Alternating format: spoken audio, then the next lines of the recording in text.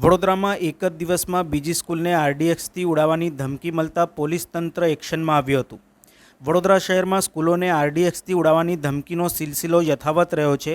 હરણીની singer school બાદ હવે અકોટા વિસ્તારમાં આવેલ ડીઆર અમીન સ્કૂલને પણ આરડીએક્સથી ઉડાવવાની ધમકીનો ઈમેલ મળતા પોલીસની ટીમો ઘટના સ્થળે પહોંચી ગઈ હતી। ડીઆર અમીન મેમોરિયલ સ્કૂલને પણ બોમ્બથી ઉડાવી દેવાનો ઈમેલ મળ્યો છે।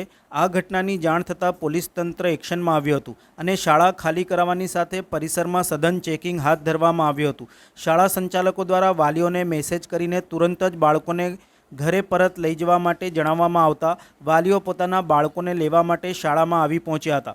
અત્રે નોંધનીય છે કે આજે સવારે હરણી સ્થિત સિંગર્સ વર્લ્ડ સ્કૂલને બોમ્બથી ઉડાવી દેવાનો ધમકીભર્યો ઈમેલ મળ્યો હતો, જે બાદ ગણતરીના કલાકોમાં જ વધુ એક શાળાને બોમ્બ થ્રેટ મળતા ચકચાર મચી જવા પામી છે। સમગ્ર મામલે પોલીસે કાયદેસરની કાર્યવાહી હાથ ધરી છે।